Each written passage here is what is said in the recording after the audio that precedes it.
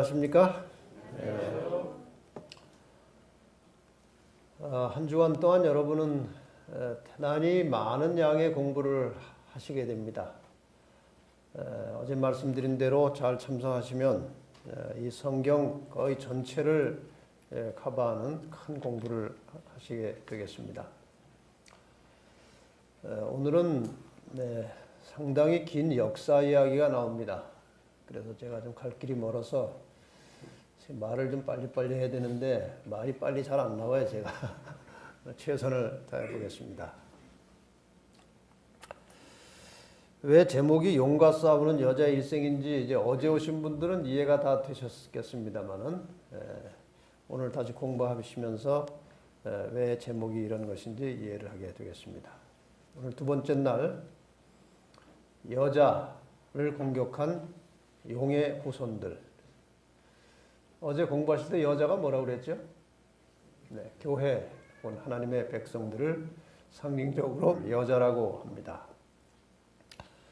용은 사탄이고 용의 후손이라고 하는 것은 이 세상에서 사탄의 일을 대행하는 악의 세력들을 용의 후손이라고 그렇게 말합니다. 우리가 이 세상을 살아가는 동안에 특별히 신앙생활을 하는 그리스도인으로 이 세상을 살아갈 때에 이 용의 후손이 누군지를 파악하는 것은 굉장히 중요합니다. 이 용의 후손이 누구며 이 용의 후손들이 하는 전략이 무엇인지를 모르면 예수를 믿으면서도 잘못된 길로 갈 확률이 대단히 높아져요. 그래서 이걸 잘 찾아서 우리가 믿어야 되는데 이것이 예언을 통하지 않으면 알 수가 없는 거예요. 그래서 이제 공부를 하는 겁니다. 어제 말씀드린 대로 하나님께서는 이 인간 나라를, 인류를 구원하시는 사역을 이루어 가실 때에 주로 사용하시는 방법은 예언을 통해서 일하십니다. 어제와는 조금 다른 성경절 하나 또 보겠습니다. 이사야 46장 10절에 보면은 내가 종말을 처음부터 고하며 아직 이루지 아니한 일을 옛적부터 보이고 아직 되지 않은 일을 미리 다 보이시는 겁니다. 이르기를 나의 모략이 설 것이니 내가 나의 모든 기뻐하는 것을 이루리라. 미리 말씀하시고 이루어 가십니다. 이것을 우리가 예언이라고 하는 것이죠. 성경에는 대표적인 두 예언서가 있습니다. 물론 성경의 다른 부분에도 예언이 많이 나와요. 성경 전체의 한 5분의 1은 예언입니다. 그런데 거의 예언으로만 집중되어 있는 두 개의 예언서가 구약의 다니엘서가 있고 신약의 요한계시록이라는 책이 있습니다. 많은 사람들이 이 책을 봉함된 책이라고 해서 잘 열어보지 않고 연구를 하지 않고 덮어두고 있습니다. 이 봉함이라는 말이 예언서에 나오긴 나옵니다만 그것을 잘못 이해하고 그런 일을 하는 것입니다. 또 어떤 사람들은 예언서를 펼쳐서 가르치긴 하는데 앞뒤가 맞지 않게 가르치는 사람들도 또 많이 있어요. 구약 다니엘서에 보면은 12장 9절 10절에 이런 말씀이 나옵니다. 이 말은 마지막 때까지 간수하고 봉함할 것임이니라. 봉함이라는 말이 나오니까 이것을 펼치지도 않나요. 이 마지막 때까지 간수하고 봉함한다는 말은 말세가 되면 다니엘서가 펼쳐지고 해석될 것을 말하고 있는 것입니다. 그 뒤에 그 말씀이 나오죠. 악한 사람은 악을 행하리니 악한 자는 아무도 깨닫지 못하되 오직 지혜 있는 자는 깨달으리라. 그러니까 펼쳐서 공부하면 깨닫도록 되어 있어요. 하나님께서 지혜를 주시면. 요한계시록의 말씀에도 보면은 22장 7절에 보라 내가 속히 오리니 이 책의 예언의 말씀을 지키는 자가 복이 있으리라. 공부를 하고 알아야 지킬 수 있어요. 공부를 하라는 것입니다. 또 내게 말하되 이 책의 예언의 말씀을 인봉하지 말라 그랬어요. 봉해놓지 말라는 거예요. 때가 가깝다. 예수님의 재림의 때가 가까이 오면 말세가 되면 이 책을 덮어두지 말고 펼쳐서 바르게 연구하라고 하는 말씀이죠. 하나님께서 예언을 가지고 이 세상을 통치하시고 이제 구속의 역사를 이루어 가시는데 왜 예언을 가지고 하시느냐에 대하여 요한복음 13장 19절에 이렇게 말씀하십니다. 지금부터 일이 이루기 전에 미리 너희에게 이름은, 미리 너희에게 말하는 것은 일이 이룰 때에, 내가 지금 말한 예언이 이루어질 때에 내가 그인 줄 너희로 믿게 하려 함이로다 그랬어요. 보이지 않는 하나님을 믿는다는 것은 쉬운 일이 아닙니다. 그런데 그 하나님께서 선지자를 통해서 하신 말씀이 착착 이루어져 가면 보이지 않는 하나님이시지만 우리가 그 선지자들이 말한 예언이 성취되는 것을 보고 하나님이 계시다는 사실을 믿을 수 있게 된다는 것입니다. 그래서 예언의 말씀을 공부하는 것은 아주 중요한 일이에요. 베드로후서 1장 19절에는 또 우리에게 더 확실한 예언이 있어 어두운 데 비치는 등불과 같다고 말씀하셨습니다. 이 세상은 지금 모든 것이 불확실합니다. 불안합니다. 어두워요. 선악을 분별할 수가 없는 어두움의 세상이 되었습니다. 이런 어두운 세상에 확실한 예언이 있다고 말씀하셨는데 이 예언을 깊이 주의해서 공부하라는 거예요. 이것을 요즘 말로 표현하면, 요즘의 언어로 표현하면은 더 확실한 예언이 있어 모르는 길을 가르쳐주는 내비게이션과 같으니 그렇게 해도 돼요. 이 내비게이션은 참 신기한 도구예요. 저는 차를 타고 이렇게 많이 다니지 않기 때문에 먼 길은 다 이제 공중교통으로 대중교통으로 가기 때문에 길을 잘 몰라요. 모르는 길은 이제 요즘 걱정이 없는 것이 내비게이션 키면은 그냥 가라고 하는 대로 가면 딱 도착하는 겁니다. 거기. 예언이 바로 그런 거예요. 하늘까지 이 복잡한 모든 것이 다 흐트러지고 섞여져서 분간할 수 없는 이 혼란의 시대에, 어둠의 시대에 이 그리스도인들이 하늘까지 안전하게 갈 수 있도록 안내해 주는 것이 예언의 빛이에요. 그래서 예언을 알아야 되는 겁니다. 그런데 예언을 가르치는 사람마다 다 제각각인데 뭐가 정말이냐, 뭐가 참이냐 이거예요. 그건 이제 듣는 사람들이 판단할 수밖에 없어요. 왜냐하면 가르치는 사람들은 다 자기가 옳다고 하기 때문에 어느 것이 옳으냐 하는 것은 여러분이 듣고 판단하는 길밖에 없어요. 더 나아가서 예언을 공부할 때나 성경을 공부할 때 여러분이 반드시 지켜야 될 규칙이 무엇인가 하면은 기도를 많이 하는 것입니다.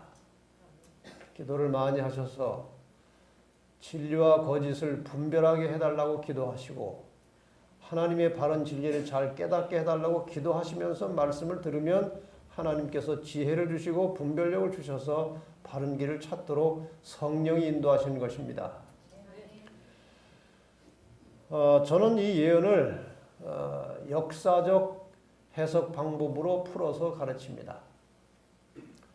지금까지 결과 많은 사람들이 그동안 배워본 예언 중에서 가장 확실하고 정확한 것으로 배웠다는 이야기를 제가 참 많이 들어서 일일이 다 제가 얘기하면 꼭 자랑 같아서 다 일일이 말씀을 안 하겠습니다만은 가장 최근에 울산의 한 장로교 목사님한테 저에게 전화가 왔어요.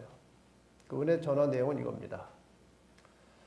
제가 목사이기 전에 한 그리스도인으로 참된 진리를 찾아서 진실한 신앙을 하기 위해서 계속 노력을 해왔지만 늘 무엇인가 허전했고 특별히 예언의 말씀을 제대로 깨달아 보려고 많은 책들을 구입하여 보았지만 너무 혼란스럽고 이해가 되지 않았습니다. 이렇게 이제 말씀을 하시고 그런데 창세기 3장 15절 어제 여러분이 이제 이 말씀을 가지고 공부를 다 하셨죠.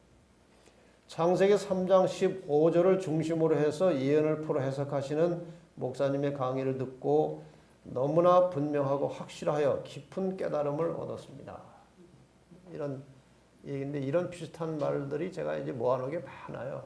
한번 들어보시면 여러분이 공감을 하실 것이라고 생각합니다. 바로 창세기 3장 15절을 다시 펼쳐서 일단 읽겠습니다. 나는 하나님이시고 너는 뱀, 용, 사탄, 뱀 다 같은 것입니다. 내가 사탄 너와 여자와 교회와 하나님의 백성들과 원수가 되게 할 것이다. 싸울 것이다. 이게 너의 후손도 이 땅에서 너의 뜻을 이루어가는 악의 세력들도 여자의 후손과 여자의 후손은 어제 공부하신 대로 예수 그리스도 메시아를 가리킨 것입니다. 이 땅의 악의 세력들도 메시아 예수 그리스도와 원수가 되어서 싸울 것이다. 여자의 후손은 메시아 예수 그리스도는 너의 머리를 상하게 할 것이고 너는 치명상을 입고 죽을 것이다. 멸망할 것이다. 너는 그의 발꿈치를, 너는 여자의 후손의 발꿈치를 상하게 한다는 것은 일시적인 상처고 이것은 예수 그리스도의 십자가 죽음과 부활을 통해서 이루어진 것입니다. 결국 선과 악이 싸울 것이고 선이 승리할 것을 미리 말씀하신 것입니다. 이 말씀 속에 성경 전체가 포함되어 있는 것입니다. 성경의 모든 역사는 창세기 3장 15절을 성취해가는 역사예요.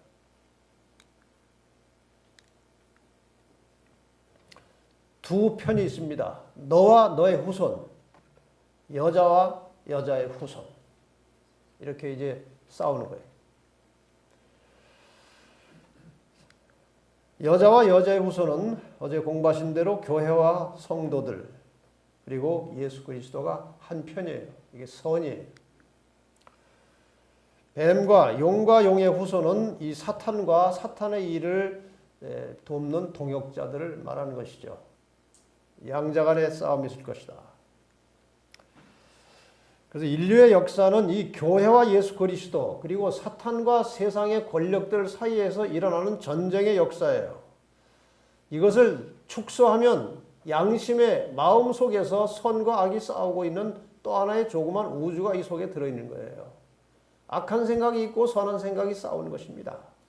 여기에서 무엇의 지도를 따라 무엇의 인도를 따라서 양심을 가지고 사느냐 하는 것이 결국 자기의 마지막 운명을 결정하는 것입니다. 하나님은 여자의 후손 예수 그리스도를 통해서 인류를 구원하시려고 일을 하시고 사탄은 반대로 인류를 멸망시키려고 하는 그 싸움이 벌어지고 있다는 것이에요. 그런데 그 여자의 후손 예수 그리스도는 이스라엘 민족을 통해서 출생할 것이 예언되어 있었기 때문에 사탄이 가장 먼저 아주 집중해서 공격한 대상은 이스라엘 민족이에요. 왜? 이스라엘 민족을 통해서 약속된 여자의 후손 메시아가 태어날 것이기 때문에 그 여자의 후손을 태어나지 못하게 하는 최선의 방법은 이스라엘 민족을 다 죽여버리는 것입니다.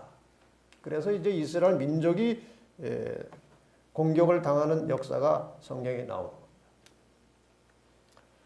여러분이 아시는 대로 이스라엘 민족은 하나님께서 아브라함을 불러내심으로 이제 시작이 되었습니다. 아브라함의 후손들이 이스라엘 민족을 이루게 되는 것이죠.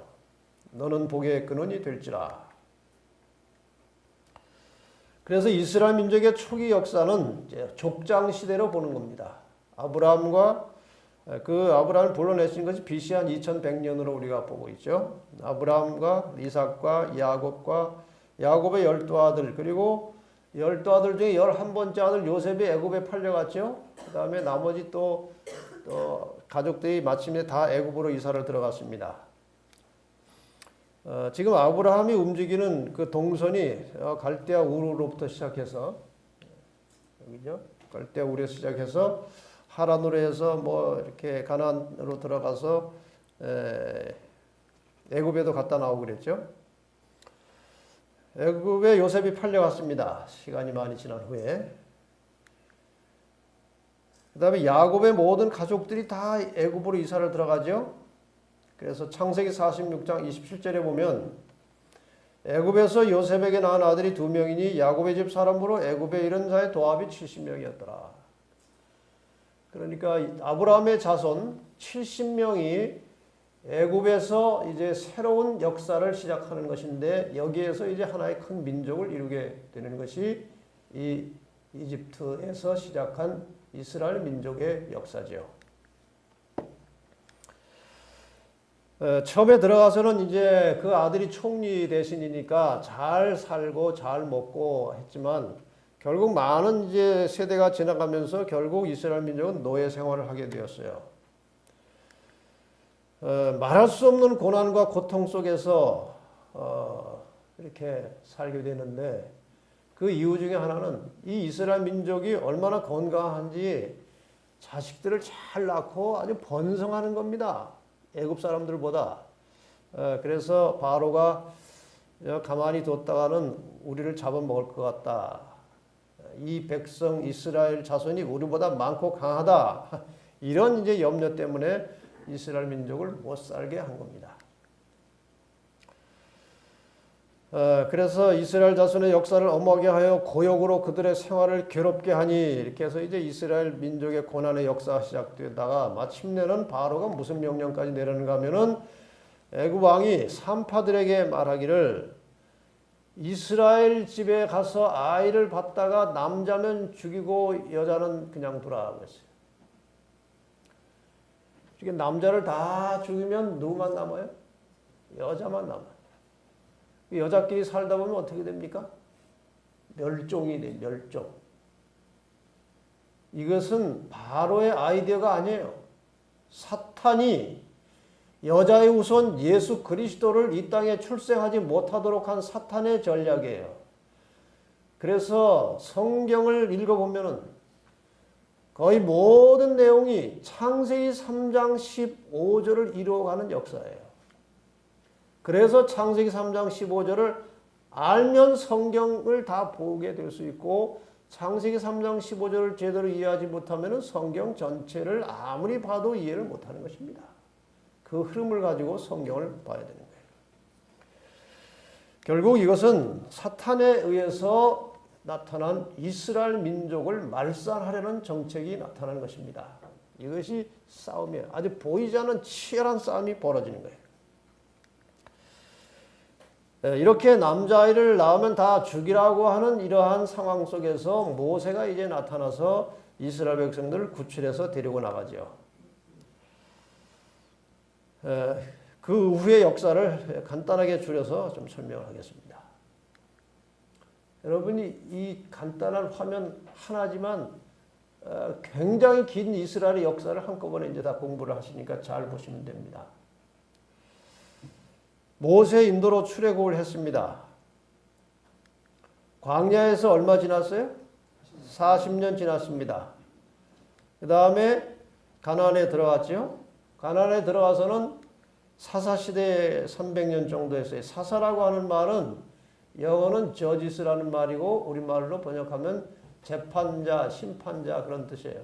그러니까 광야에 들어가서 이스라엘 백성, 광야의 생활 끝나고 가나안 땅에 들어가서 이스라엘 백성들의 시대에는 왕이 없었고요. 사사들이 나타나서 재판도 해주고 전쟁도 해주고 그런 일들을 했어요. 그때 처음 사사가 온니엘이라는 사사였고 드보라는 여자 사사도 있었고 삼손도 그 당시 사사 중에 하나였고 마지막 사무엘은 선지자 겸 사사로서 일을 했습니다. 사무엘 당시에 이스라엘 백성들이 왕을 달라고 하도 졸라가지고 하나님의 뜻은 아니었지만 너무나 왕을 요구하기 때문에 하나님께서 허락하셔서 통일 왕국 시대가 열렸고 그 첫 왕이 누굽니까? 사울, 그 다음에 다윗, 그 다음에 솔로몬 이렇게 해서 세 왕이 약 40년 동안 통치해서 120년의 통일 왕국 시대가 지나갑니다. 솔로몬 왕 당시에 와서 나라가 남북으로 쪼개졌어요. 북방 이스라엘, 남방 유다. 북방 이스라엘의 첫 번째 왕은 여로보암이었고 남방 유다의 왕은 르호보암이었습니다. 다 보암자가 들어가서 좀 헛갈리긴 합니다만은 여로보암은 솔로몬의 신하 느밧의 아들이에요. 신하의 아들이에요. 남방 유다의 왕은 솔로몬의 아들이니까 왕권, 정통 왕권은 남방 유다로 이어졌어요. 그래서 남방 유다 사람들이 특히 이스라엘, 예루살렘 사람들이 북방 이스라엘의 사마리아 사람들을 아주 사람 취급을 안 하는 그런 배경이 이제 여기에 있는 것입니다. 이스라엘이 몇 지파입니까? 12지파 중에 10지파가 북방에 속했어요. 그 다음에 2지파가 남방에 속했는데 대부분 유다 지파고 베냐민 지파가 조금 섞여 있었다는 겁니다. 이렇게 해서 이제 나라가 두 조각이 나서 역사가 이어지다가 북방 이스라엘은 주전 722년에 아수르한테 완전히 망했습니다. 완전히 거의 다 멸망당했어요. 그래서 이후로는 다른 10지파는 지구상에 거의 존재하지 않고 유다 지파만 남고 베냐민 지파가 조금 있었어요. 그래서 그 이후에 이 주전 722년에 북방 이스라엘이 망한 이후에는 거의 유다 지파만 남았기 때문에 이스라엘 백성들을 우리가 유태인이라고 하는 것은 바로 유다 지파의 후손이기 때문에 다 유태인이에요. 그래서 유대인이 된 거예요.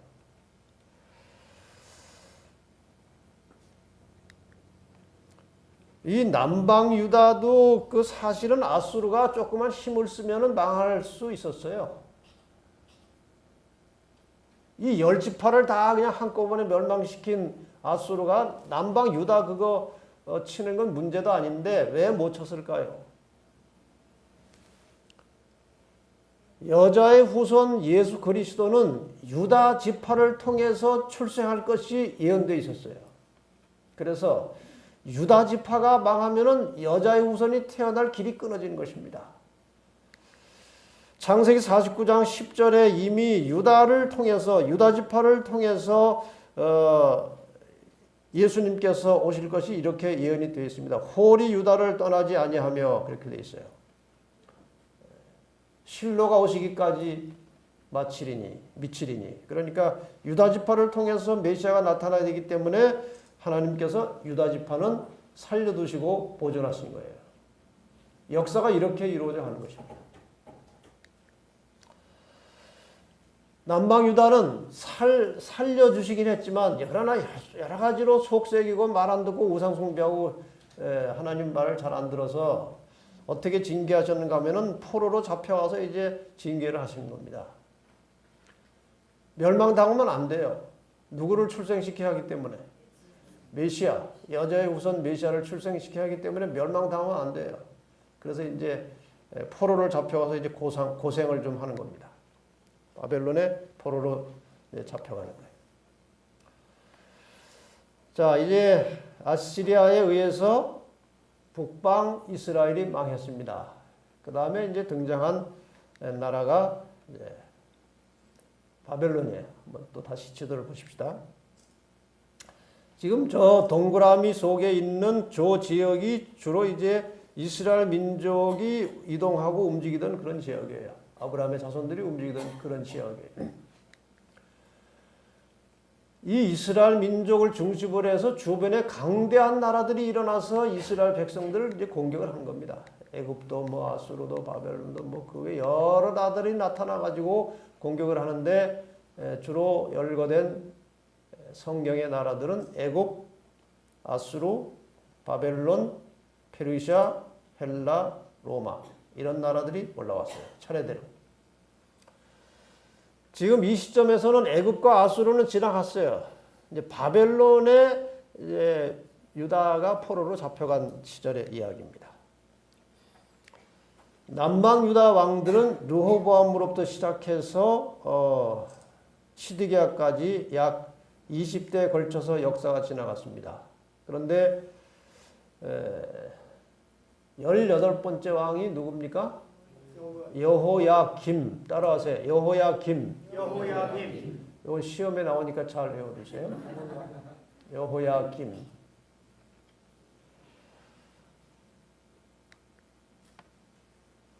드디어 이제 이스라엘 주변에 등장하는 세속의 나라들이 이제 올라오면서 이제 이 이스라엘을 이제 죽이고 괴롭히려고 하는 것입니다.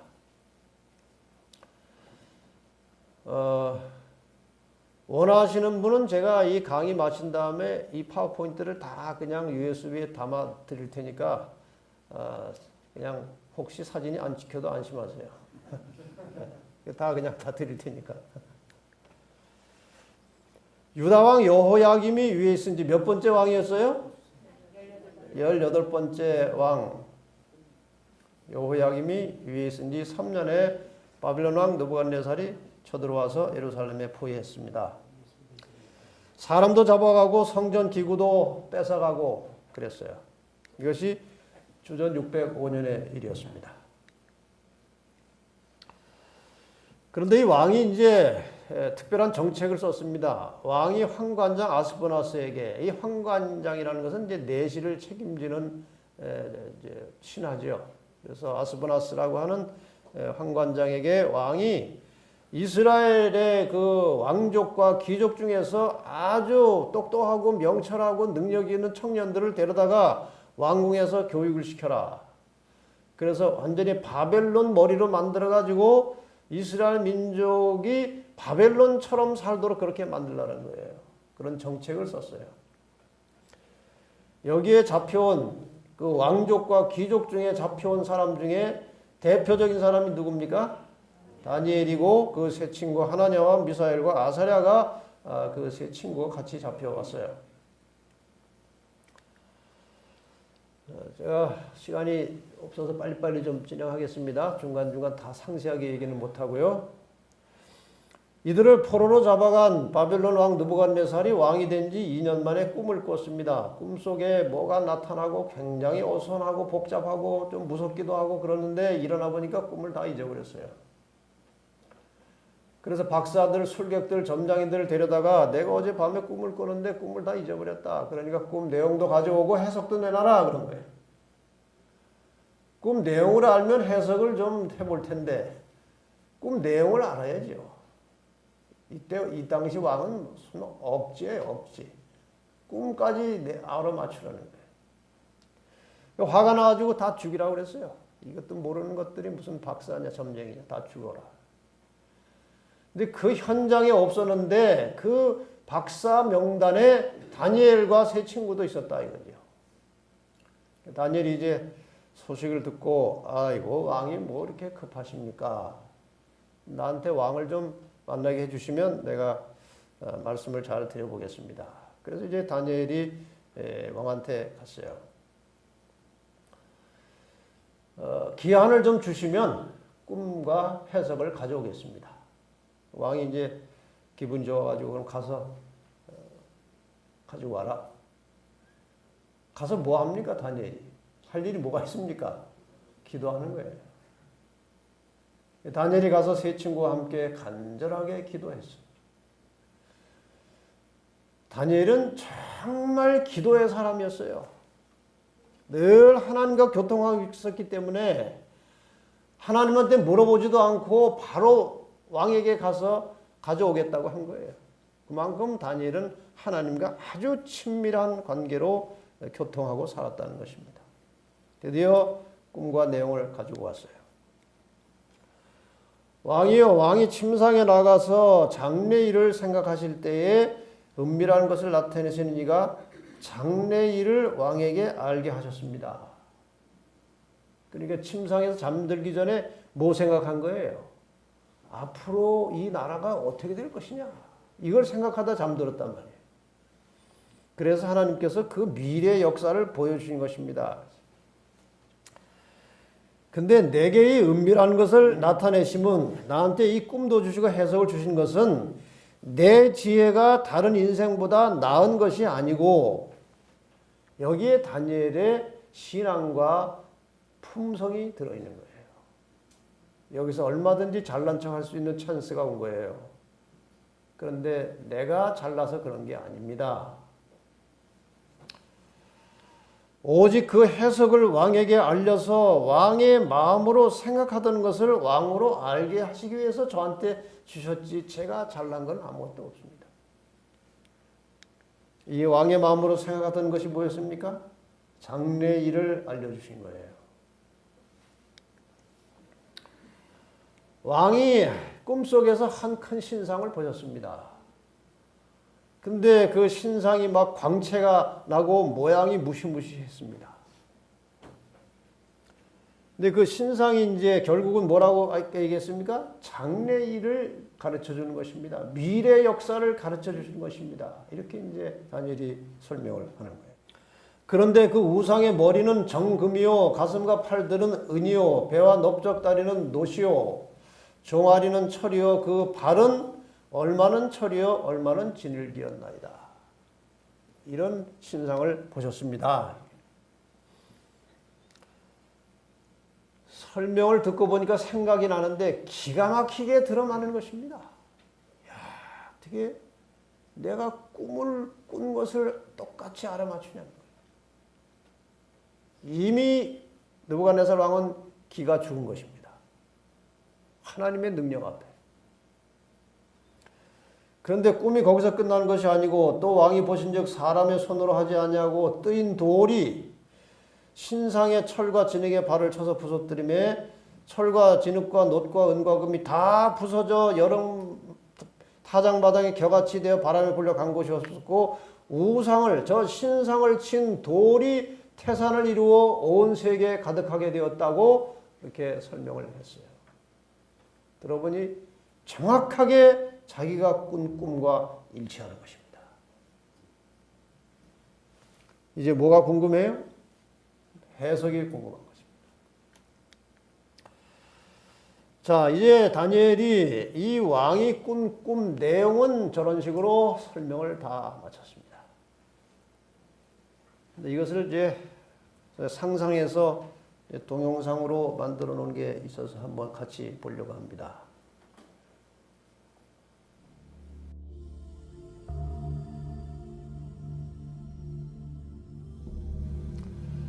신상이 나타났습니다. 머리는 금으로 되어 있고 그 다음에 가슴과 팔은 은으로 되어 있고 그 다음에 배와 넓적다리는 놋으로 되어 있고 종아리는 철로 되어 있는 그리고 발은 철과 진흙이 섞여 있는 이 동상을 본 것입니다. 그런데 돌이 날라와서 신상이 어디를 쳤어요? 발을 치는 것입니다. 신상에 발을 치니까 신상이 완전히 가루가 돼서 다 날아가 버리고 신상을 친 돌이 태산을 이루어 온 세계에 가득하게 되었습니다.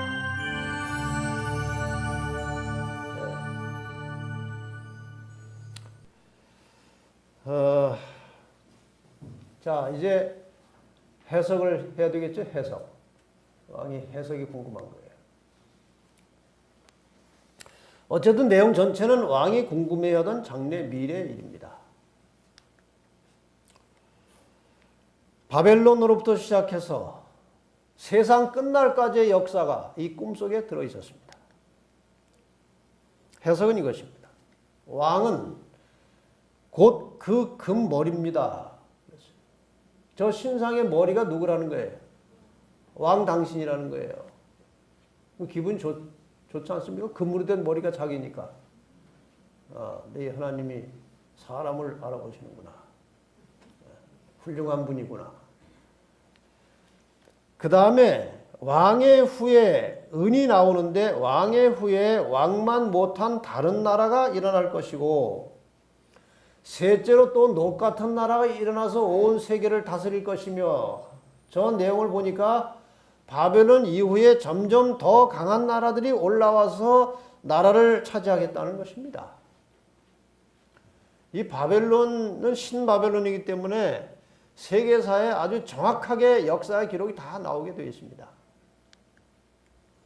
이 긴 역사를 지나간 역사를 우리가 다 상세히 공부할 필요가 없어요. 그냥 제가 간단하게 설명을 드리겠습니다. 세계사 책에 나온 내용 그대로 제가 옮겨온 것입니다. 신바벨로니아 수도 바벨론은 서남아시아의 상업과 문화활동의 중심지가 되었으나 북방의 신흥 세력인 어디에게 정복됐어요? 페르시아에게 정복되었다.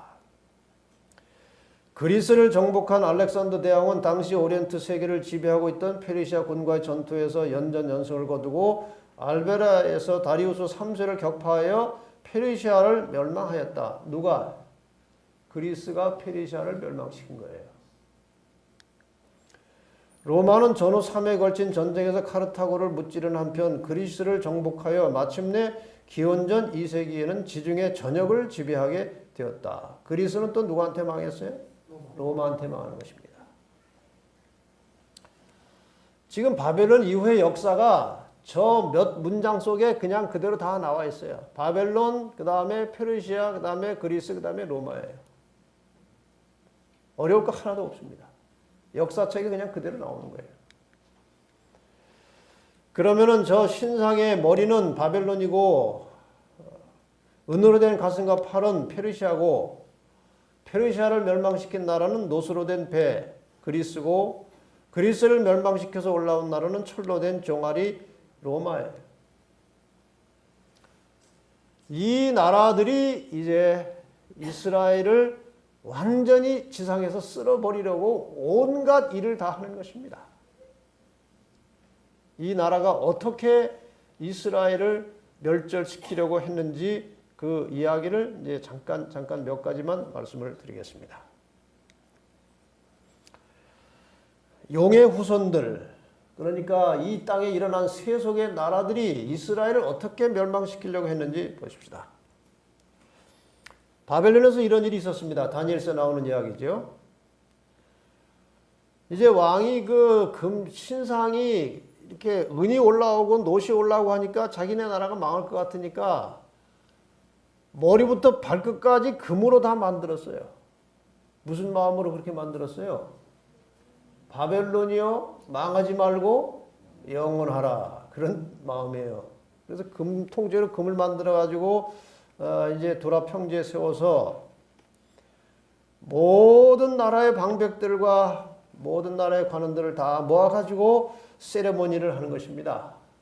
이제 음악 반주가 나가면 전부 다 엎드려서 신상에게 절해라.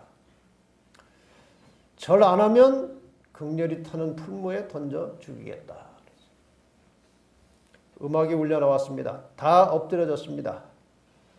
그런데 뭐가 세 개가 서 있는 것입니다. 사람 같으면 서 있을 수 없는 이 엄숙한 순간에 세 개가 서 있는데 잡아다 놓고 보니까 왕이 죽이기가 아까운 청년들이었어요. 그래서 왕이 다시 한번 내가 기회를 줄 테니까 그냥 좀 엎드려라. 그랬더니 이 세 청년이 우리가 그 일에 대해서 왕에게 대답할 필요가 없습니다. 왕이 우리를 품목 가운데 집어넣으면 하나님께서 우리를 살려내실 것이고 그리 아니하실지라도 왕이여 우리가 왕의 신들을 섬길 수 없습니다. 뭐를 걸고 지금 싸우는 거예요? 목숨을 걸고 싸우는 거예요. 여러분, 선악의 싸움은 목숨을 걸고 싸우는 것입니다. 그래서 예수님께서 자기 목숨을 얻고자 하는 자는 잃을 것이고 나를 위하여 자기 목숨을 잃는 자가 찾으리라고 말씀하신 거예요. 예수를 믿고 신앙을 따라 산다는 것은 목숨을 거는 거예요.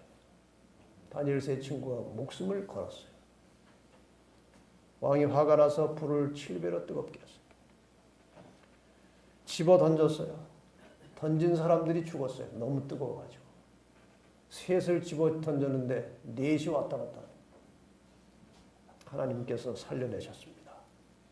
이것이 선악의 싸움의 역전 드라마예요. 이런 일들이 성경은 계속 일어나고 있는 것입니다. 다니엘에게도 그러한 위기가 닥쳤습니다. 다니엘이 온 세상을 그 바벨론 나라를 통치하는 총리 대신이 됐어요. 총리 중에 수석 총리가 됐어요. 모함하는 자들이 다니엘을 죽이려고 했지만 흠을 찾을 수 없어서 이렇게 저렇게 해서 결국 사자굴에 들어간 이야기 다 아시니까 제가 그만하겠습니다. 왕이 그 다른 신에게 기도하면 사자굴에 집어넣는다는 그 조서에 도장이 찍힌 것을 알고도 다른 신에게 기도하는 일을 계속한 것입니다. 뭘 걸은 거예요? 거기도 목숨을 걸은 거예요. 결국 잡혀 들어갔습니다. 들어가는데 하나님은 그를 살려내셨고 그를 죽이려고 하던 자들이 죽었습니다. 여기도 역전 드라마예요. 바벨론이 지나가고 페르시아가 올라왔습니다. 바벨론의 시대에 잡혀왔던 많은 유대인들이 페르시아가 올라온 후에도 페르시아에 그냥 많이 살고 있었어요. 나라가 바뀌었지만 그냥 포로 생활에 익숙해져서 오랫동안 그냥 그 나라에 정착하고 사는 겁니다. 정착을 하고. 바벨론 왕궁에, 이 페르시아 왕궁에 하만이라는 대신이 들어갔다 나갔다 하는데 문지기들이 다 엎드려 절을 하는데 뭐 한 사람이 절을 안 하는 거예요. 신원 파악을 해보니까 유대인이, 모르드게라는 유대인이. 그래서 이제 또 모략을 해가지고 모르드게를 죽이려 하다가 이 하만이 이제 화가 점점 더 나가지고 모르드게의 족속인 유다 민족 전체를 죽이려고 이제 계획을 짜고서 왕하고 이렇게 저렇게 해가지고 이제 도장이 찍혔어요. 이스라엘 민족들은 다 죽게 생겼습니다. 그때 이 모르드게 삼촌, 이 모르드게 조카인가요? 누가? 에스더가 그날에 왕비로 있었어요. 그래서 모르드게가 왕비에게 이러이러하니 네가 빨리 왕에게 아래서 살려내라. 근데 함부로 갈 수가 없는 것입니다. 왕이 오라고 해야 가는 거예요. 오라고 하지 않은데 가면은 죽는 겁니다. 죽으면 죽으리라 하고 왕 앞에 가니까 하나님께서 은혜를 베푸셔서 들어오는 걸 보고 그냥 들어오라고 들어오는 거예요.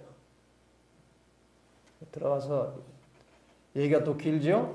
결국 하만이 죽는 장면이 나오는 것입니다. 어떤 명령이 내렸습니까? 모든 유다인을 노소나 어린 아이나 부녀를 물어하고 죽이고 도륙하고 진멸하고 또 그 재산을 탈취하라. 유다 민족 다 죽이는 전략이니까 이게 또 누구한테 나온 전략입니까? 사탄이 한 것입니다. 사탄이 한 거예요. 그러나 결국은 이 에스더의 역할을 통해서 왕이 모략을 알게 되었고 유대인들은 다시 다 살려내고 하만을 장대에 달아 죽인 것입니다. 여러분 언제나 역전 드라마가 이렇게 일어나는 거예요. 여러분 끝까지 하나님께 충성하시기를 바랍니다. 하나님이 우리를 살려내실 것입니다. 그 다음에 헬라, 그리스가 등장했습니다. 그리스는 뭐 여러 가지 나쁜 일을 많이 했습니다만은 셀류커스 왕조의 안티오코스 에피파네스 4세라고 하는 이 왕이 나타나가지고 몹쓸 짓을 했습니다. 유대인들에 대해서. 유대인들은 안식일에 전쟁을 하지 않아요. 이 약점을 이용해서 안식일에 22,000명의 군대로 예루살렘을 공격했어요. 쑥대밭을 만들었습니다. 그 다음에 안식일 준수, 절기축제, 제사, 할례 의식을 금했어요. 율법서를 불태우고 돼지고기를 제단에 올려놓고 제사를 드렸습니다. 이게 상상도 할 수 없는 모욕이에요. 하나님께 대한 모욕입니다. 하나님 대신에 제우스 제단 앞에 제사를 드리게 했어요.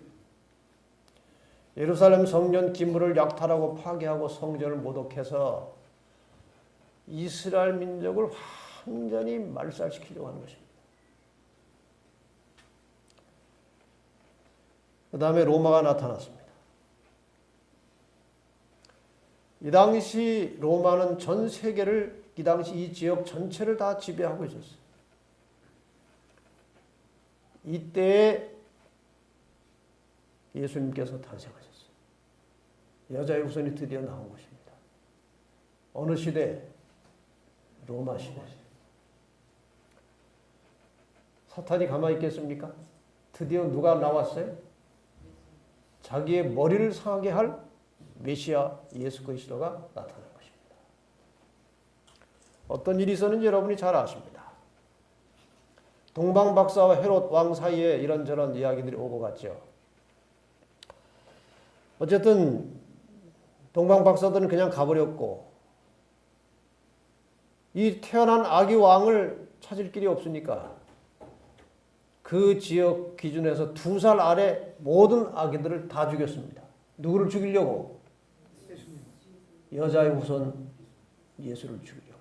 그러나 예수님이 이미 하나님의 지시를 받아서 애굽으로 피난을 한 뒤였어요.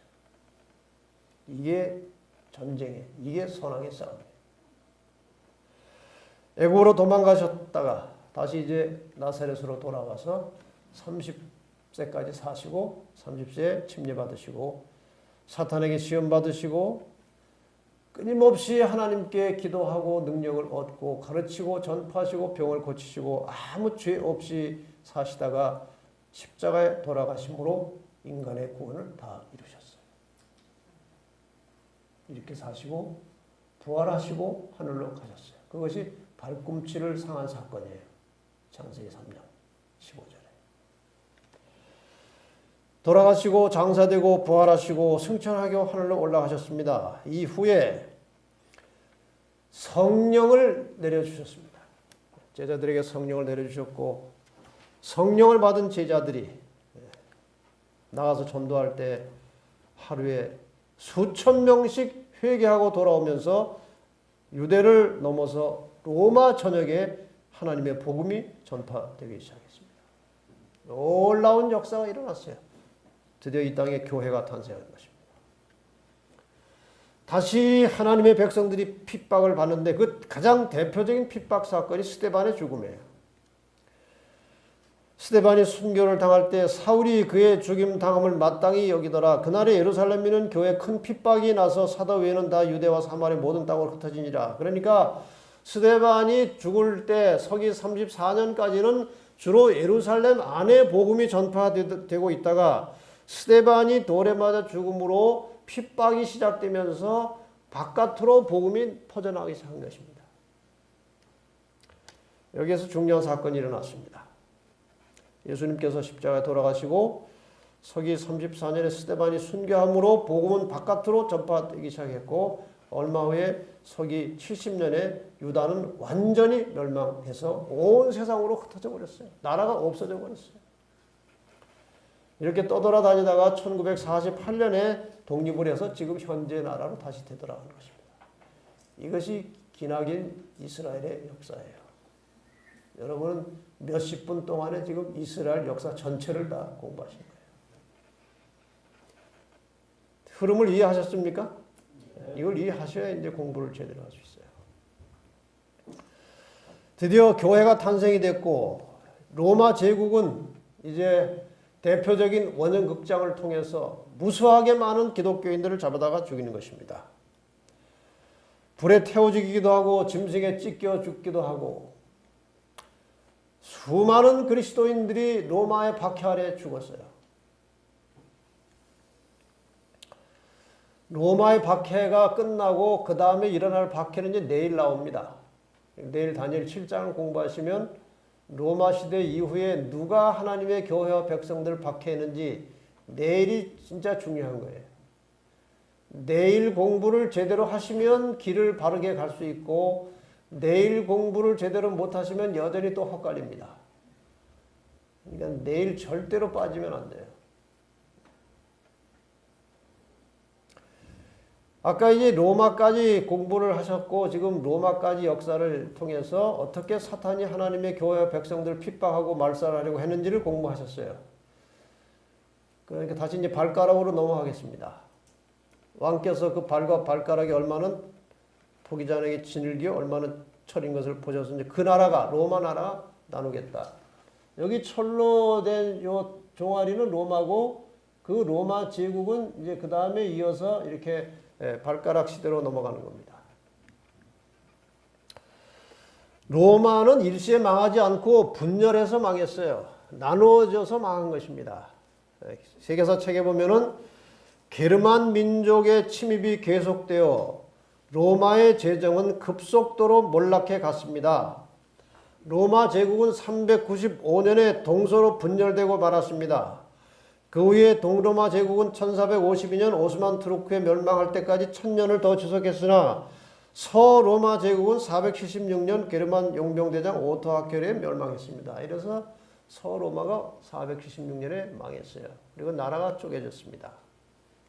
이렇게 나라가 분열됐어요. 여러 나라로 쪼개졌고 이 쪼개진 나라들이 현대 유럽의 모체가 된 것입니다. 영국, 프랑스, 독일, 포르투갈, 스위스, 이태리, 스페인, 아프리카, 북부 이렇게 해서 이제 로마가 다 나눠졌다는 것입니다.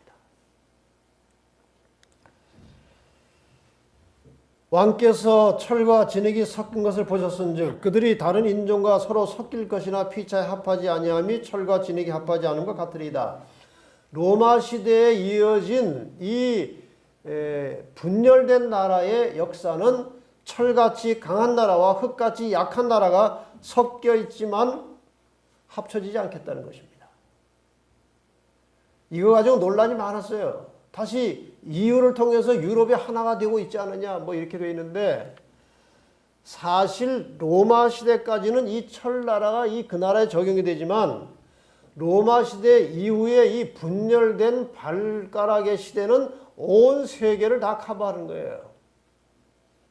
온 세계 전체에 강한 나라와 약한 나라가 섞여 살지만 합쳐지지 않는다는 것입니다. 이것은 지금 전 세계를 말하는 거예요. 유럽에 국한시킨다고 해도 합쳐질 듯 했지만 지금 다시 분열되고 있어요. 하나가 되지 않는 것입니다. 그래서 로마에 이어진 저 발가락은 분열, 열국의 시대를 말하는 것이에요. 이렇게 강한 나라와 약한 나라가 섞여 살지만 하나로 되지 않는 이 마지막 시대에 돌나라가 나타난 것입니다. 이 분열 왕국 이후에 또 역사는 아까 말씀드린 대로 이제 내일 다시 공부할 것이고요.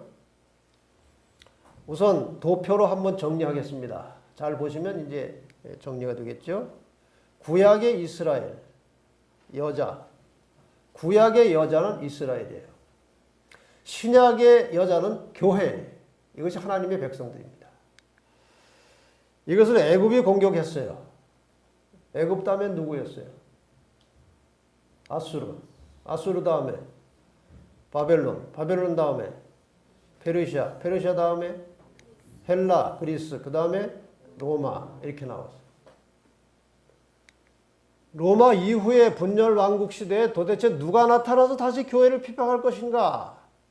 이게 이제 내일의 문제고 내일 이 분열 왕국에 나타난 하나님을 대적하는 세력은 마지막 때까지 해당되는 것이기 때문에 우리 시대와도 연결이 돼요. 이건 아주 매우 중요한 거예요. 여러분 내일 안 오시면 막대한 손해를 보는 것입니다. 꼭 오시기 바랍니다. 자 보십시오. 창세기 3장 15절의 선언 이후에 용의 사탄은 세속의 나라와 권력자들, 용의 후손들을 동원해서 끊임없이 하나님의 교회 여자와 백성들을 공격했고 특별히 여자의 후손을 출생시킬 구약의 여자 이스라엘의 조상으로 선택된 아브라함 이후 그의 후손들과 이스라엘 민족들을 격렬하게 핍박하며 이스라엘을 멸절시키려고 노력했다. 용이, 사탄이 그렇게 했다는 것입니다. 그래서 이제 분열 왕국 이후에 용의 대리자, 용의 후손들은 다니엘 7장과 계시록 13장에 명확하게 나와 있어요. 이것을 내일과 모레 이틀간에 공부하는 겁니다. 자, 이제 돌나라를 해석해 봅시다. 사람의 손으로 하지 아니하고 뜨인 돌이 이제 날라와서 신상에 발을 쳤다. 다시 말하면은 이 신상은 인간이 조각해서 만든 거예요. 사람의 손이 간 것입니다. 이것은 인간들이 세우는 나라들을 상징하는 것이고 사람의 손을 대지 아니한 돌이 날라왔다는 것은 인간이 세우는 나라가 아닌 제3의 다른 나라가 날라왔다는 것입니다. 이것이 성경이 어떻게 예언되는지. 이 돌이 과연 무엇이냐 이게 돌. 고린도전서 10장 4절에 보면은 반석은 그리스도라고 되어 있어요. 베드로전서 2장 4절에는 산 돌이신 예수께 나오라고 호소하고 있습니다. 돌은 상징적으로 예수 그리스도를 말하는 것입니다. 그러니까 이 바벨론 느부갓네살 왕이 꾼 꿈속에서 이 돌이 날라왔다는 것은 하나님의 나라가 날라온 것입니다.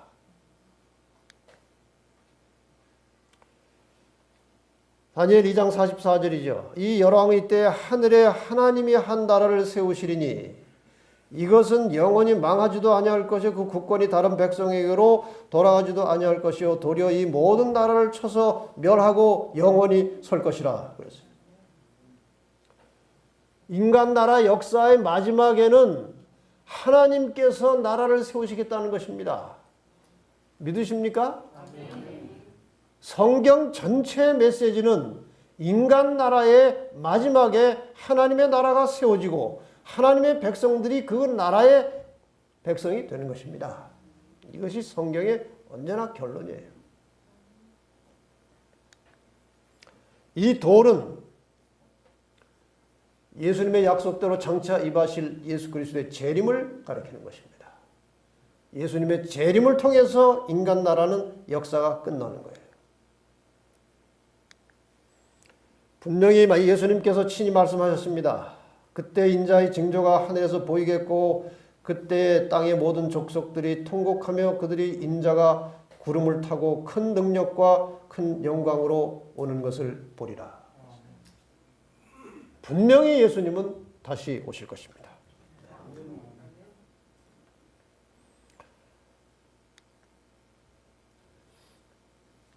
복습을 하겠습니다.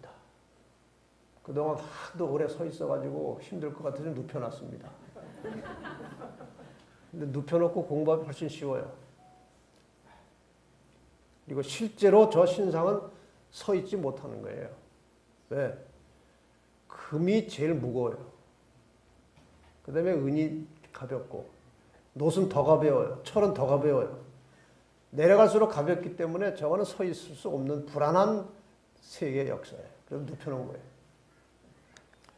저 머리는 바벨론이고 그 다음에 페르시아, 그 다음에 그리스, 그 다음에 로마, 그 다음에 열국 분열된 시대 그리고 마지막에 돌나라 하나님의 나라가 세워지는 것입니다.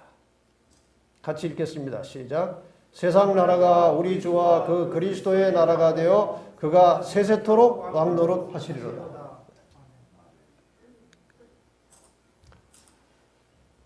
결국 선악간의 싸움에 여자는 공격을 당했고 용의 후손들은 이런 나라들이 공격을 했고 여자의 후손은 오셨고 다시 오실 것이고 이게 역사예요. 이후의 역사까지 마지막 날까지 다 이제 상세하게 나올 것입니다. 너희는 하늘로 눈을 들며 그 아래 땅을 살피라. 하늘이 연기같이 사라지고 땅이 옷같이 헤어지며 거기 거한 자들이 하루살이같이 죽으려니와 나의 구원은 영원히 있고 나의 의는 폐하여지지 아니하리라. 예수님 오시는 순간에 땅은 옷같이 헤어지고 거기 거한 자들이 하루살이같이 죽을 것이라고 말씀하셨어요. 하나님의 백성들은 마침내 구원을 받게 될 것입니다.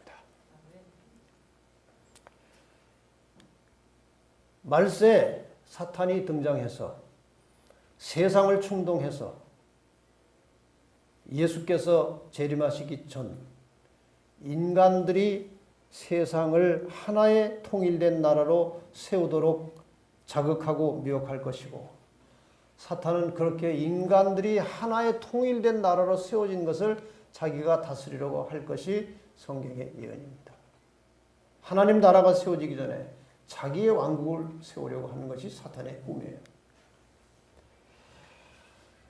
바로 이 일을 위해서 오늘날 온 세계의 지도자들이 추진하고 있는 것이 뉴 월드 오더리라고 하는 신세계 질서를 만들어 가지고 온 세계를 하나로 하고자 하는 것입니다.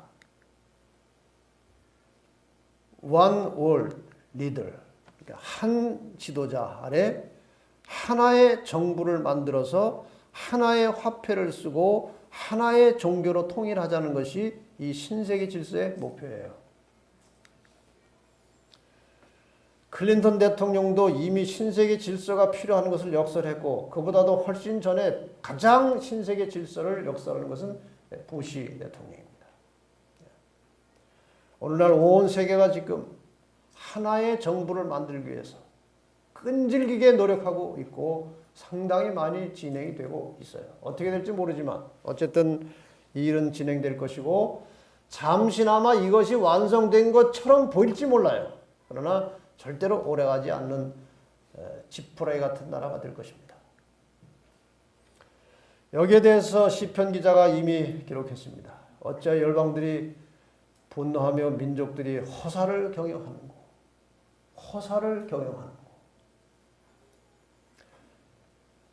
세상의 군왕들이 나서며 관원들이 서로 꾀하여 여호와와 그 기름 받은 자를 대적하며 우리가 그 맨 것을 끊고 그 결박을 벗어버리자. 하나님의 손에서 벗어나자. 하늘에 계신 자가 웃으시며 주께서 저희를 비웃으시로다. 그때 분을 바라며 진노하사 저희를 놀래 이르시기를 내가 나의 왕을 내 거룩한 산 시온에 세웠다 하시리로다. 그런즉 군왕들아 너희는 지혜를 얻으며 세상의 관원들아 교훈을 받을지어다. 여호와를 경외함으로 섬기고 떨며 즐거워할지어다. 그 아들에게 입맞추라. 이게 무슨 말입니까? 예수 그리스도와 하나가 되라는 것입니다. 세상 나라와 연합하지 말고 예수 그리스도와 하나가 되라. 그렇지 아니하면 진노하심으로 너희가 길에서 망하리니 그 진노가 급하심이 여호와를 급하심이라. 여호와를 의지하는 자는 다 복이 있도다.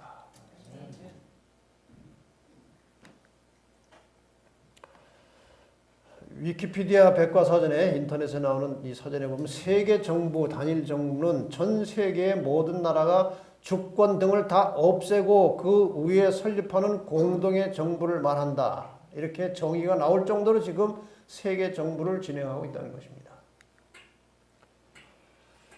여기 새 세계, 신세계 질서에 대하여 이런 기사가 실렸습니다. 저는 그냥 타이틀만 그냥 인용하려고 하는 겁니다.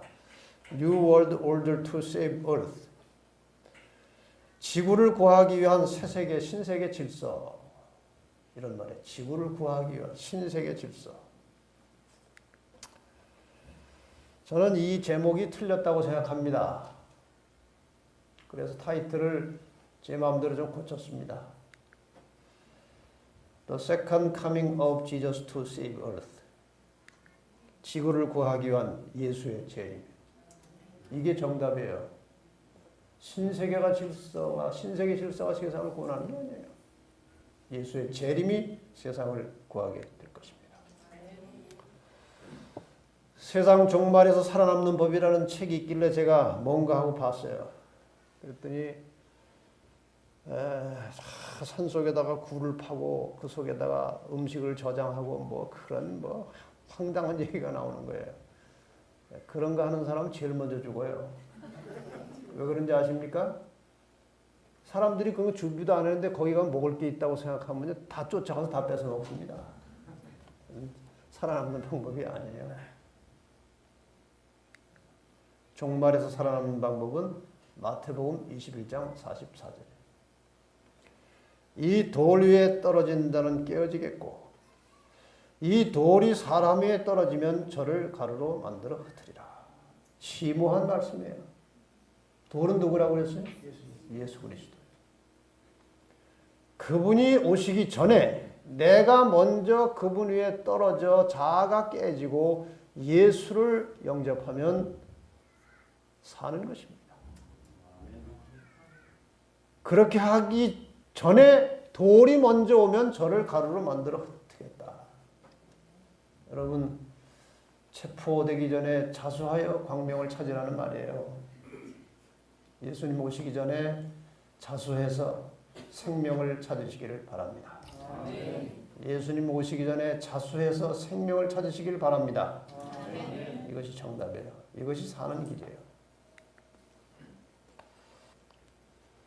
이 세상이나 세상에 있는 것들을 사랑치 말라. 이 세상도 그 정욕도 지나가되 오직 하나님의 뜻을 행하는 이는 영원히 거하느니라. 이 세상이나 세상에 있는 것들을 사랑치 말라. 이 세상도 그 정욕도 지나가되 오직 하나님의 뜻을 행하는 이는 영원히 거하느니라. 이제 우리 예수님의 재림의 장면을 잠깐 만들어진 영상이긴 하지만 잠깐 보십시다.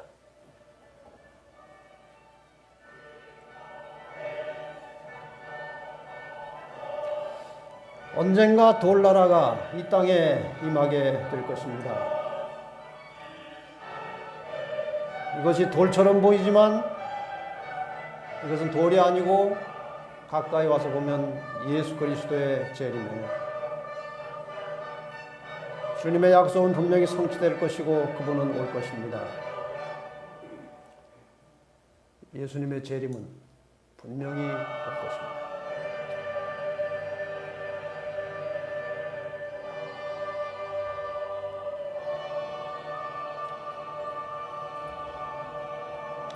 이 영광스러운 재림의 날에 오늘 이 말씀을 들은 여러분들이 함께 하나님의 백성으로 서게 되시기를 바랍니다.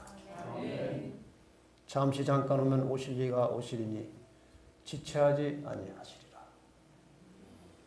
그런데 말세가 되면 기롱하는 자들이 와서 자기 정력을 쫓아 행하며 기롱하여 희롱하여 가로되 주의 강림하신다는 약속이 어디 있느냐. 조상들이 잔호로부터 만물이 처음 창조할 때와 같이 그냥 있다. 재림은 무슨 재림이냐. 헛소리하지 말아라. 이렇게 놀리겠다는 거예요. 언제? 말세가 되면 그러겠다. 여러분은 이 2012년 1월 영국 BBC 방송에서 나온 이 동영상을 보시면 정말 오늘이 말세라는 사실을 뼈저리게 깨닫게 될 것입니다. 여기 한 프로그램에 The Big Question이라는 프로그램에 우리 재림교회 목사도 한 사람으로 같이 출연을 해가지고 지금 대화하는 장면이 지금 나오는 거예요. So, has the time come to repent? Pastor, from the Seventh-day Adventists, you believe that the end is coming, not necessarily this year, but you believe it is coming. What will happen? Yeah, I believe the end is coming. What will happen is, according to the biblical record, Christ will descend from heaven with his angels, and he's coming to take those who have accepted him and been saved by his grace. Can I just, will this literally happen? It will literally happen. The sky there'll be will... the sign, there'll be the sound of the trumpet, there'll be the voice of the archangel, there'll be the appearance of Christ, literally, with his angels. Yeah. He's coming to take those who've accepted him and believe in him and rescue them from this earth. He's going to bring in justice and righteousness. Will the sky part? The sky is going to open, according to the biblical record. The sky is going to open. He's going to descend with his angels, and he's coming to take those who've been saved by his grace. Pretty mean-spirited Christ. With respect. Well, no, hang on, listen, wait a minute. You're not going to be laughing soon, I'll tell you that. 여러분이 재림에 대해서 설명할 때 저 비웃는 장면을 보셨습니까? 이게 언제 이런 일이 일어날 거라고 그랬어요? 말세. 말세. 지금 우리가 살고 있는 시대는 세상의 역사로 거의 말세에 와 있어요. 정신을 차려야 될 때가 온 것입니다. 이대로 살 때가 아니에요. 여기에 대해 이사야 28장 16절에 이렇게 말씀하십니다. 여기 또 돌 이야기가 나와요. 그러므로 주 여호와께서 가라사대 보라 내가 한 돌을 시온에 두어 기초를 삼아노니 곧 시험한 돌이요 귀하고 견고한 기초돌이라. 그것을 믿는 자는 급절하게 되지 아니하리로다. 예수님 재림하실 때 예수를 믿고 그의 재림을 준비하며 기다리는 자들은 급절하게 되지 아니하리라고 했어요. 그러나 재림을 무시하고 비웃던 자들은 하루살이같이 죽겠다고 아까 말씀하셨어요. 믿음이 없이는 기쁘시게 못하나니 하나님께 나가는 자는, 여러분이 정말 믿음이 있는지 없는지 제가 질문을 두 가지만 하겠습니다. 스스로 확인해 보시기 바랍니다. 하나님이 계신 것을 믿으십니까? 아멘. 조금 약하신 것 같아요. 하나님이 계신 것을 믿으십니까? 아멘. 그분께서 자기를 찾는 자들에게, 예수를 믿고 예수를 찾고 기다리는 자들에게 영원한 생명, 상급을 주실 것을 믿으십니까? 아멘. 그것이 믿음이에요. 믿는다는 것은 그 두 가지를 확실하게 믿는 것입니다. 하나님이 계신 것과 그분이 예수를 통해서 자기를 회개하고 하나님께서 그들에게 영생의 상급을 주신다는 사실을 믿는 것이 믿음이에요.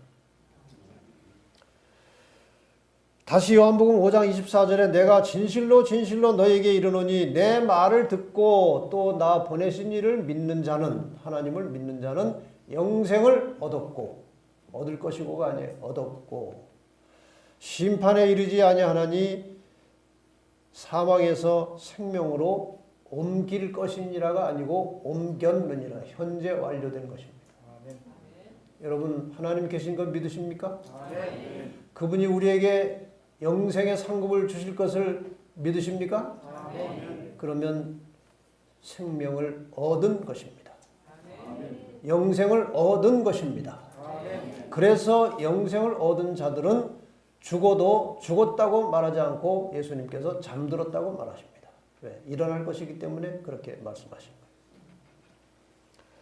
보라 주 여호와께서 장차 강한 자로 임하실 것이요 친히 그 팔로 다스릴 것이라. 보라 상급이 그에게 있고 봉이 그의 앞에 있으며 영원한 생명을 받을 상급이 있고 영원한 형벌을 받을 봉이 있다는 것입니다. 주님이 오실 때, 그가 임하실 때 상급과 봉이 있을 것이라고 했어요. 마태복음 25장 46절에도 저희는 영벌에, 악인들은 영벌에, 의인들은 영생에 들어가리라고 말씀하셨어요. 분명히 이 지구 역사의 마지막에 이런 사건이 있을 것입니다.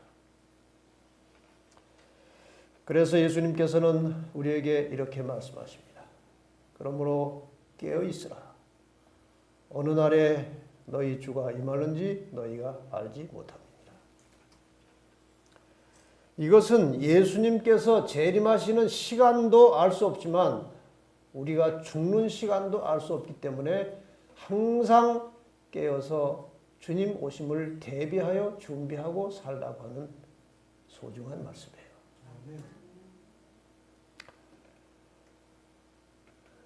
이분은 저희 어머니십니다.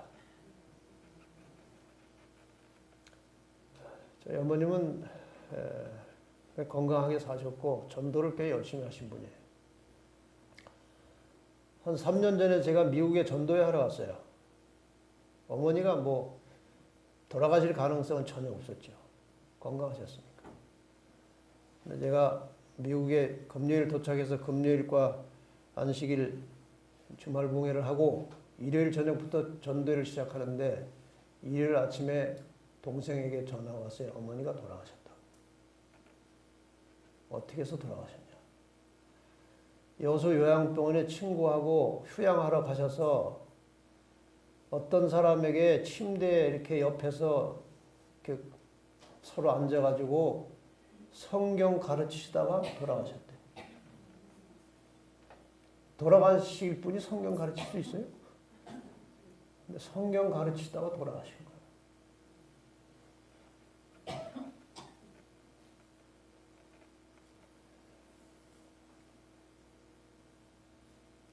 돌아가셨어요. 사시다가 2013년 6월 24일에 돌아가셨어요. 개인의 종말이에요. 언젠가 예수님께서 오십니다. 이거는 역사의 종말이에요. 그러나 개인의 종말은 즉 역사의 종말이에요. 돌아가실 때 그 순간의 상태로 재림을 맞이하시는 것입니다. 수개월 전에 우리 삼육학교 오는 교장 선생님이 명절에 부모님 뵈러 갔다가 오시다가 자동차로 사고가 나서 즉사하셨어요. 그 순간이 역사의 종말이에요. 주님을 맞이하는 순간입니다. 누구나 다 마찬가지예요. 그래서 정원보감 2권 59페이지에 보면 우리는 오늘이 우리에게 주어진 마지막 날인 것처럼 깨어있고 활동하고 기도해야 한다.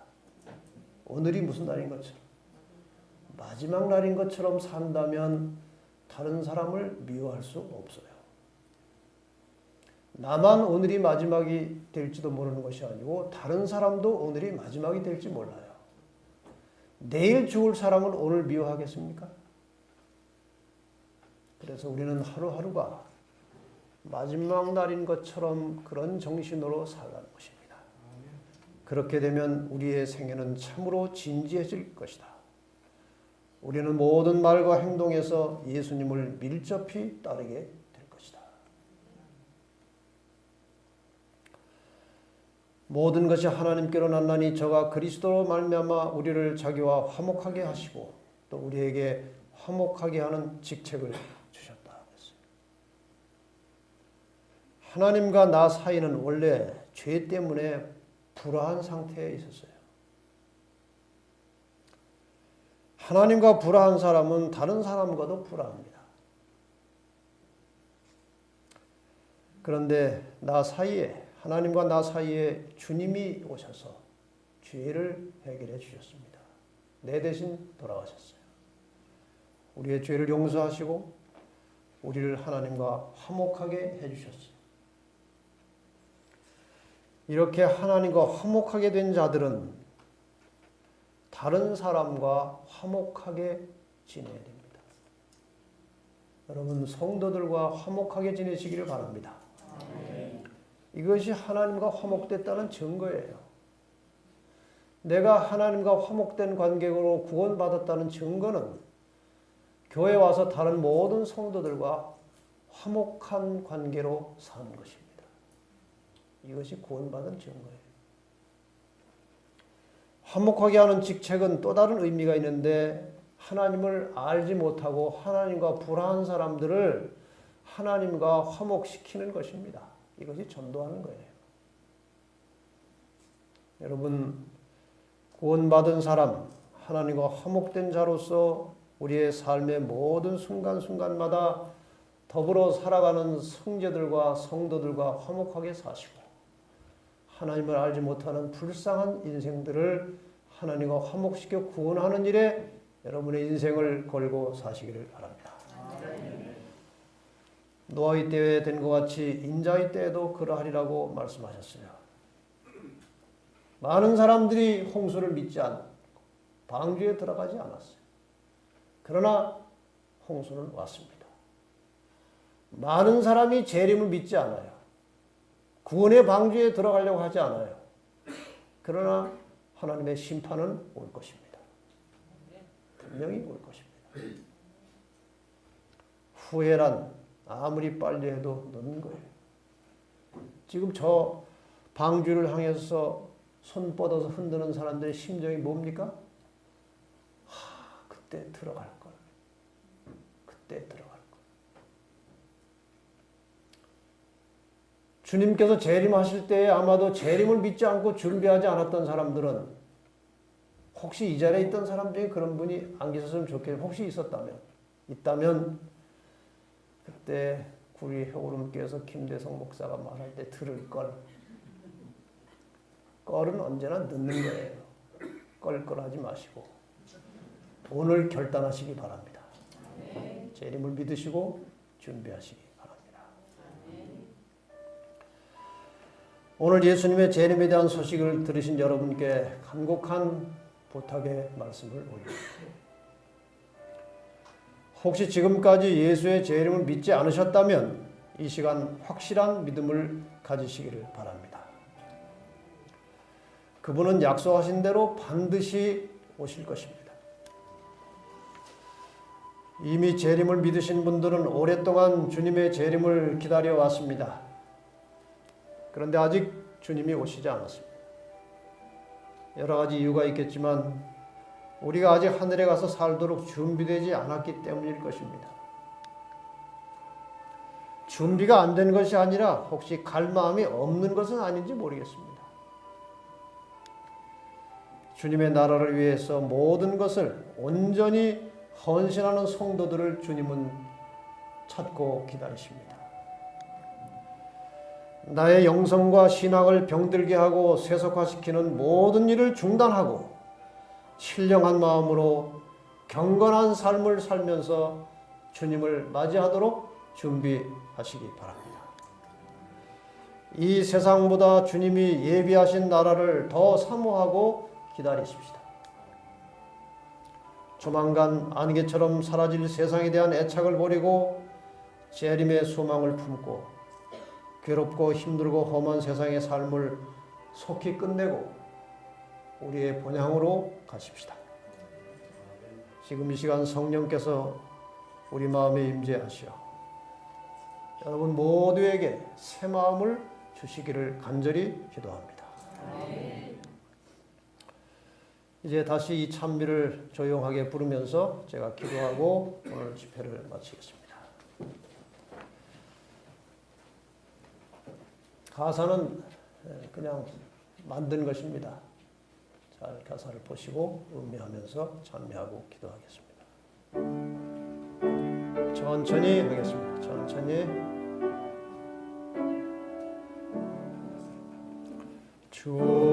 좋으신 하나님, 좋으신 하나님, 참 좋으신 나의 하나님,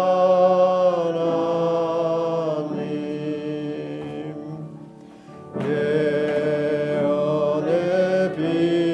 빛으로 인도해 주시는 참 좋으신 나의 하나님,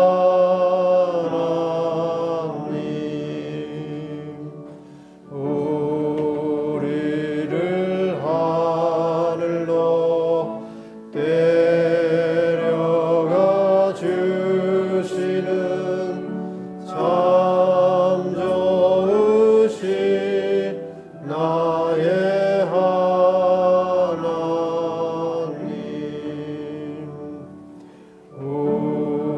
우리와 영원히 살기를 원하는 참 좋으신 나의 하나님.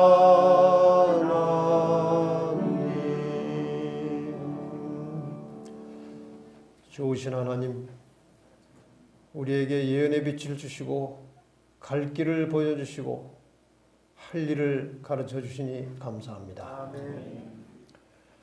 오늘 예언의 말씀을 통해서 우리는 이 인간 나라의 역사가 끝나는 어느 날 주님께서 분명히 오실 것을 믿게 되었습니다. 믿을 뿐만 아니라 주님의 오심을 위해서 삶의 순간순간마다 준비된 삶을 살게 하시고 언제 어느 순간에 우리의 목숨이 끊어질지라도 언제 주님이 다시 오실지라도 주님을 영접하여 만날 수 있는 준비된 삶을 살게 하여 주시옵소서. 형제들 간에 서로 화목하게 살도록 하시고 언제나 서로 사랑하고 용서하며 살게 하시고 이 땅에서 하늘을 경험하고 그것이 하늘까지 연장되어서 우리 모두가 하늘에서 영원한 생명을 누리는 귀한 성도들이 되도록 축복해 주시옵소서. 예수 그리스도의 이름으로 기도합니다.